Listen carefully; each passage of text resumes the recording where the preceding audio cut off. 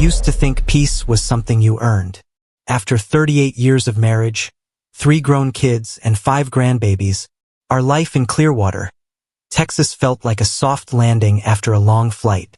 We were debt-free, 2 years from retirement, and the house held the kind of quiet that comes only from years of shared habits.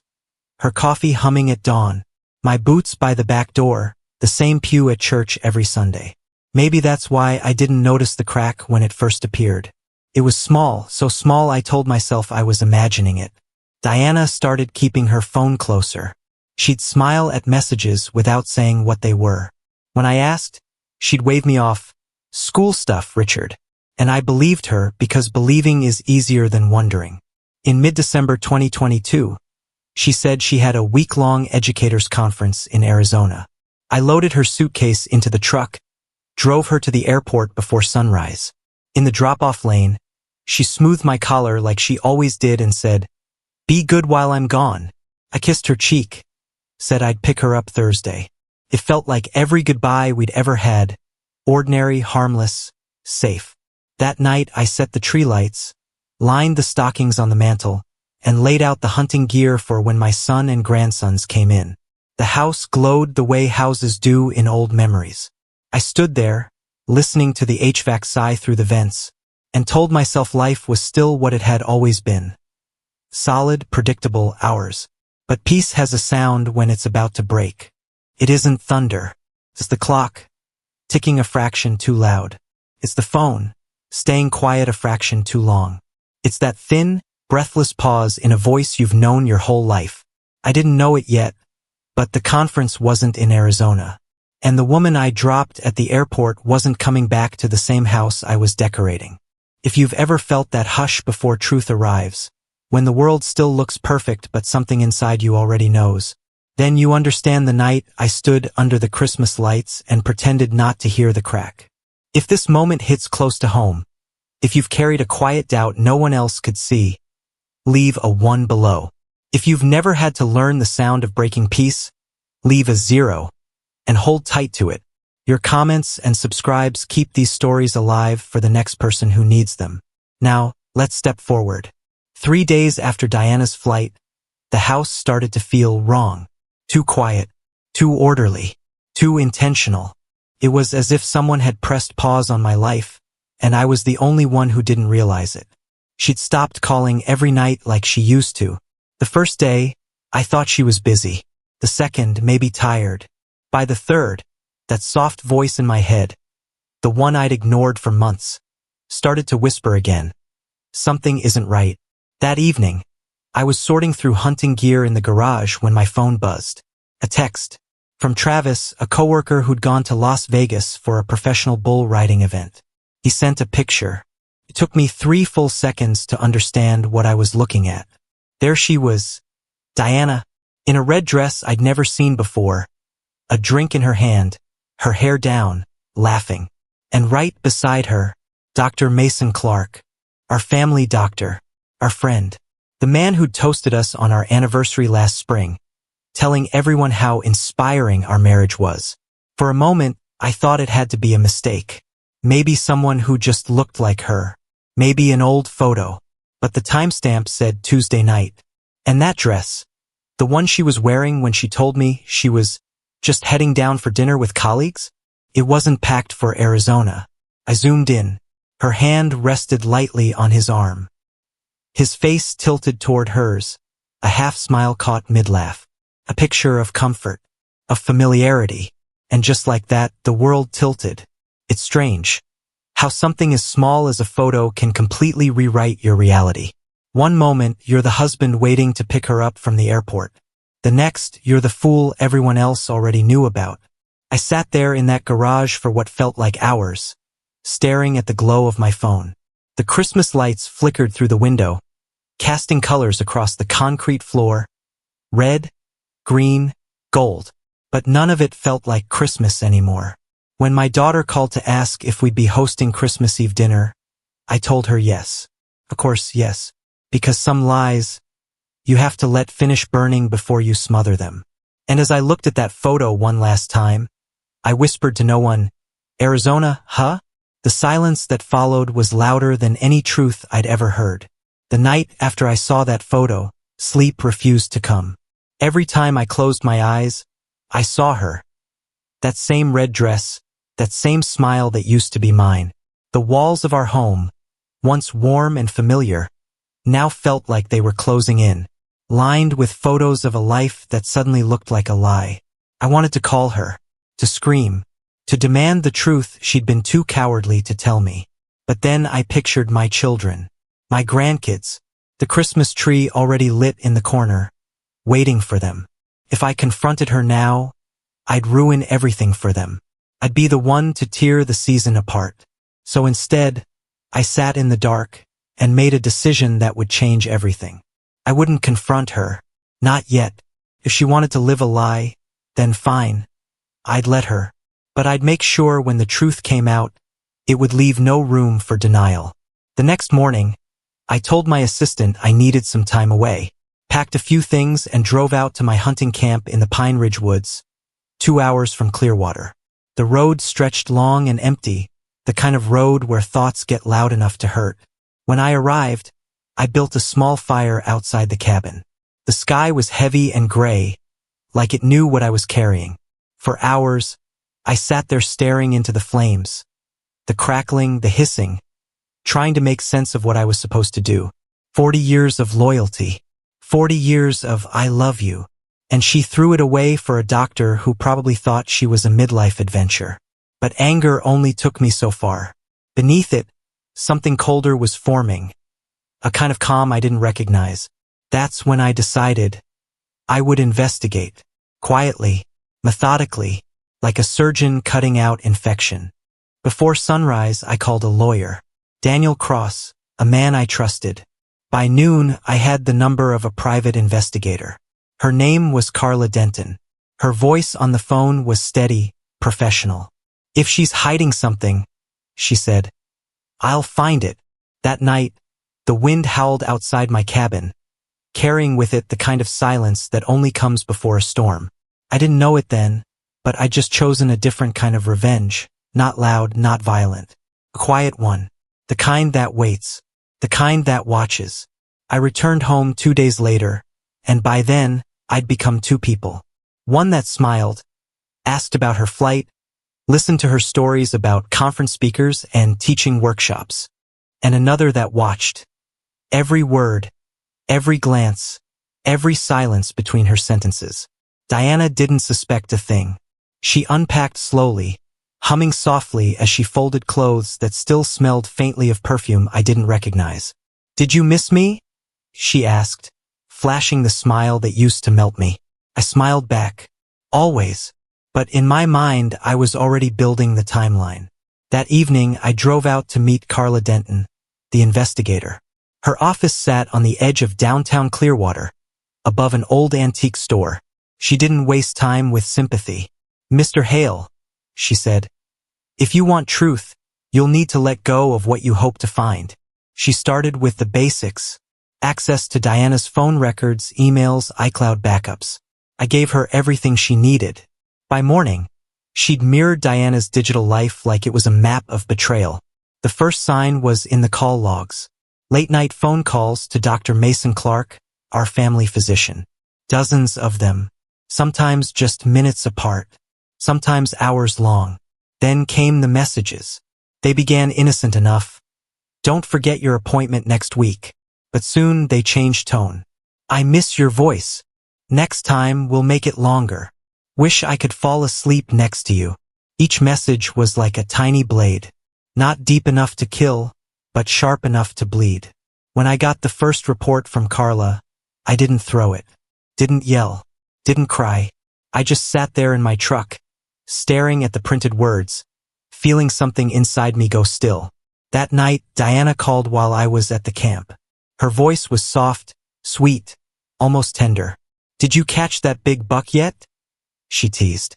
I smiled into the phone. Not yet, I said, but I've got my sights on something. She laughed. That same laugh I once thought was love, and I realized just how easy it was to sound like yourself while living a lie. After the call, I stared into the darkness until the fire went out. The woods were silent, the air sharp and cold. It struck me then that betrayal doesn't explode. It doesn't scream or shatter or announce itself. It seeps, quiet, patient, until it fills every corner of your life. And when it finally touches everything, there's no part of you left untouched. Christmas lights still blinked across our front porch. But to me, they looked different now, hollow, mechanical, like decorations for a funeral no one knew they were attending. Diana was radiant that week. She hummed as she baked, wrapped gifts, and made plans for her sister's annual visit. To anyone else, she looked like the perfect wife, the perfect hostess. But to me, every movement was rehearsed, every smile a mask. The private investigator's messages came in steady updates, each one colder than the last. She hadn't been in Arizona at all. Every night of her conference, she'd stayed in Las Vegas with Mason. Same room, same bed. And yet, every time she called, she told me she loved me. The words didn't even tremble on her tongue. I remember standing in our living room the day before Christmas Eve, watching her carefully place ornaments on the tree. The same ornaments we'd bought the year our first grandchild was born. She turned to me, smiling. "You think it's too much gold?" I wanted to say, "No, honey, what's too much is the lie you're living." But instead, I just said, "It's beautiful," because that was my role now, the calm before the truth. Later that evening, she video called our daughter. They talked about presents, recipes, laughter. Diana's voice was bright, carefree. When she hung up, I saw her pause, a brief, heavy stillness, like guilt trying to claw its way up her throat. But it vanished just as quickly as it appeared. Carla called me that night. Her tone was steady, but there was something beneath it, the kind of heaviness that comes when someone's about to hurt you with the truth. "Mr. Hale," she said, "you should know. This wasn't a one-time thing." I asked her what she meant. She paused. "It's been going on for over a year." The world seemed to tilt again, but this time I didn't fall. I'd already built my armor. That night, I poured myself a glass of whiskey and sat alone in my study. The sound of wrapping paper and soft Christmas music drifted in from the living room. I stared at a photo on the desk. Our 30th anniversary, her in that blue dress, her hand over mine. And for the first time, I realized something cruel. Love doesn't always die loudly. Sometimes it just disappears. And when it's gone, you can still hear the echo of what it used to be. Christmas morning arrived, wrapped in the kind of quiet that hides tension beneath ribbons and bows. The air smelled of cinnamon, cedar, and deceit. Our children filled the house with laughter, unaware that beneath their father's calm smile was a storm brewing. Diana moved gracefully through it all, hugging the grandkids, serving hot cocoa, smiling at me like nothing in the world was wrong.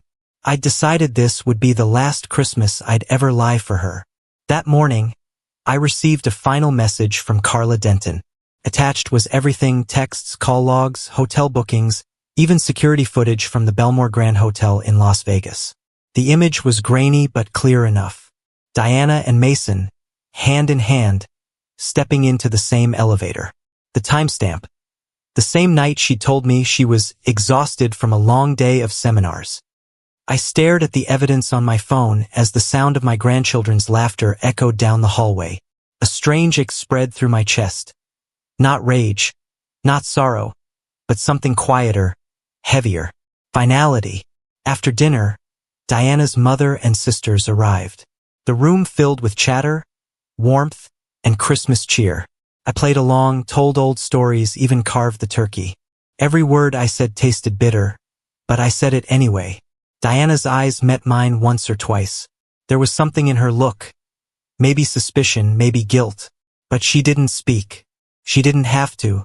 The truth had already started whispering between us, even if no one else could hear it. When the night ended, and everyone was gone, I sat by the dying fire, staring into the embers. I could hear her upstairs, humming softly as she undressed. The same hum she'd probably used in Vegas before slipping into another man's arms. For a moment, I wondered what she was thinking. Did she feel shame? Or had the lie become so easy she didn't even notice it anymore? I reached for my phone and texted Carla 3 words. It's time soon. Because I knew the next step wouldn't be easy, but it would be honest. The storm I'd been holding back was ready to break. And when it did, it wouldn't just reveal the truth. It would destroy every illusion she'd ever built. The day after Christmas, the world felt too still. The smell of pine lingered in the house. The floor was littered with scraps of wrapping paper. And yet, there was no peace. Just the hum of betrayal still pulsing beneath every quiet breath. Diana moved through the morning like nothing had changed. Tidying up, humming carols, smiling at me from across the kitchen. She didn't know that on my desk, wrapped in gold paper and a silver bow, lay the real gift she was going to open tonight. I'd met with my lawyer, Daniel Cross, early that morning. He'd reviewed everything the investigator gathered, the photos, the receipts, the messages. When he looked up from the file, he said quietly, "She can't talk her way out of this, Jack. You're ready." Ready. It didn't feel like victory. It felt like watching a home burn down, one you'd spent your life building. That afternoon, I helped my son set up his new hunting gear in the backyard. We laughed, took photos, pretended the world was normal. But every smile hurt. Every word from Diana, "Dinner's ready.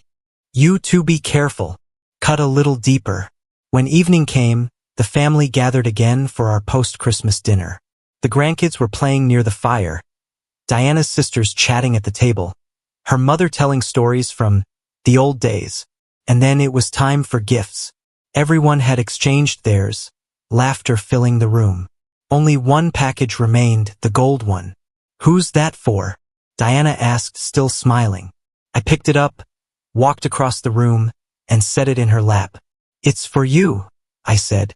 She looked surprised. "Jack, you already—" "Just open it," I said quietly. She tore the paper slowly, her fingers trembling as she revealed a thick envelope.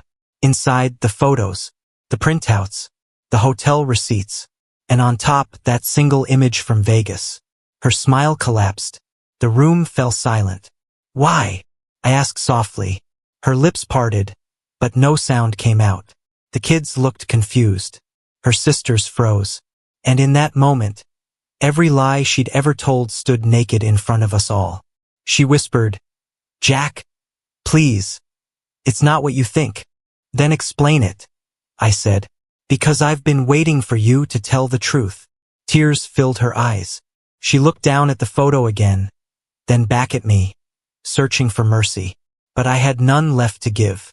"I told you I loved you," I said, "every day. And you told me you loved me, too. But you were lying to both of us." I turned away before the first tear fell from her face. And in that silence, that heavy, aching silence, something inside me finally broke free. The man who'd once trusted her was gone. All that was left was the man she'd made. The next morning, the house was painfully quiet. The laughter from the night before had vanished, replaced by a silence so thick it felt alive. Diana hadn't slept. I could hear her pacing in the guest room until dawn, footsteps of guilt echoing through the floorboards. When I came downstairs, she was already at the kitchen table, pale, eyes swollen from tears. "I'll write it," she said before I even spoke. "What?" "The letter," she whispered. "You deserve to hear it all. Every word." She sat there in silence for a long time, pen hovering over the paper. And then, she began to write. As the words took shape, her hands shook. She wrote about how it started, how Mason had been someone who listened, how she felt seen again after years of routine. She said she didn't plan for it, didn't mean for it to happen, but that once it did, she couldn't stop. That she felt like an addict, ashamed, terrified, but always craving more. There was no poetry in her confession. No excuses strong enough to make sense of the destruction she caused. Every sentence was another crack in the foundation of 40 years. When she finished, she folded the pages neatly and slid them across the table to me. "I'm sorry, Jack," she whispered. "You'll never understand how much I hate myself for this." I looked at her, really looked at her, The woman I'd built a life with, the woman who'd smiled at me through decades of storms and sunshine alike. And I realized something that hurt more than the betrayal itself. She wasn't lying now. She truly was broken.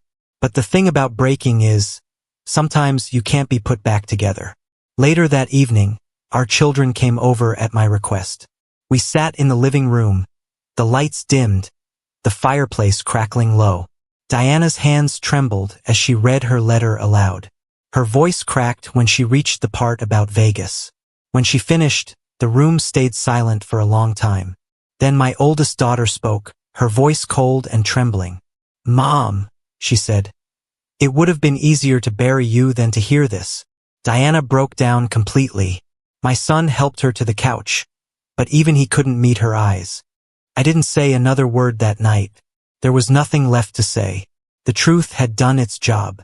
It didn't heal.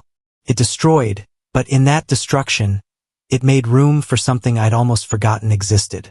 Freedom. 3 days later, I received a call from our youngest daughter. Her voice was trembling. "Dad," she said, "Mom's not well." I drove to her house, the one where Diana had been staying since the confrontation. She looked unrecognizable. Thin, hollow-eyed, hair unwashed. The woman who once commanded every room with her laughter now sat curled on the sofa like a shadow of herself. She'd stopped eating, barely slept. When I entered the room, she looked up with eyes that didn't seem to know where she was. "Jack?" she whispered. "Did we crash? Are you dead?" For a moment I thought she was joking. Then I saw the panic on her face. My daughter explained through tears. Diana had become confused, convinced we'd been in an accident. She was grieving a husband who was still alive. That night, she was admitted to St. Helena Medical Center. Diagnosis: dehydration, exhaustion, and a possible psychotic break triggered by trauma and guilt. I wish I could say I felt sympathy, but all I felt was numbness, a cold, detached ache, like my body refused to process one more emotion. My lawyer, Daniel, told me this might affect the divorce proceedings. "Take time," he said. "You don't owe her forgiveness, but don't let hatred define the rest of your life." Maybe he was right. Maybe I didn't hate her, but I didn't love her anymore either. While she lay in the hospital, I made arrangements for her release. She couldn't come back home, not to the house we built. So I moved her into a small property my company owned, a white cottage near the edge of town. She could live there, heal there, away from everything she'd poisoned. The psychiatrist warned me not to cut off all contact yet, but I couldn't bring myself to visit. Every time I imagined seeing her, I saw the photo from Vegas. The laugh, the touch, the betrayal wrapped in joy. Instead, I threw myself into work. I met with the state medical board about Mason's misconduct, gave my sworn statement, handed over the evidence. They promised an inquiry. Each night after that, I sat on the porch of my house alone, the same house she once filled with life, and watched the sun sink behind the trees. For the first time in my life, I wasn't a husband, not really a man in love, just a survivor. And yet, somewhere deep down, a quieter truth began to settle. Survival isn't the same as healing. It's just the beginning. Weeks passed. The chaos softened into something quieter. Not peace, not forgiveness, but stillness. The kind that follows when a storm has taken everything and there's nothing left to destroy. Diana remained in treatment longer than expected. Her doctors said she was stable but fragile. Her mind caught between guilt and delusion. I didn't visit. Not once. She sent letters, though 2 of them, both handwritten, both soaked with remorse. She said she couldn't forgive herself, that she woke up every morning wishing she could trade her breath for mine. I read them both, then placed them in a drawer I no longer opened. The world didn't stop for her pain or mine. Life moved forward. My children began to heal, even if the scars were still visible in their eyes. Church, some people stared when I walked in alone. Others offered soft condolences wrapped in gossip. I ignored them all. On Sundays, I still sat in the same pew. But when the choir sang hymns about grace and redemption, I didn't close my eyes anymore. I just listened, and for the first time, I didn't feel broken. I just felt empty. And somehow that was better. I started counseling every Thursday. The old therapist's office smelled like cedar and coffee. He told me healing isn't about forgetting. It's about learning to remember without bleeding. It made sense. Some memories you don't erase. You just learn how to live beside them. One evening, I found myself driving past that little white cottage. The lights were on. Through the window, I could see Diana sitting at a desk, writing something. Her hair had grown gray. Her shoulders looked smaller. I didn't stop. I just watched for a moment, long enough to know she was alive, but far enough not to feel her anymore. Then I drove away. I don't know if I'll ever love again, but I know this love shouldn't hurt the way hers did. And when trust dies, it doesn't just take a marriage with it. It takes the version of yourself that believed love was safe. Maybe one day, I'll find peace. But until then, I'll keep living quietly, honestly. No more lies. No more pretending. Just the truth, even when it hurts. Every story leaves a mark on our hearts. Maybe pain, maybe lessons, but always something we can't forget.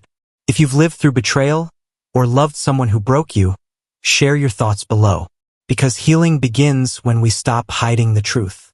And remember, the next story could be your own. See you in the next video.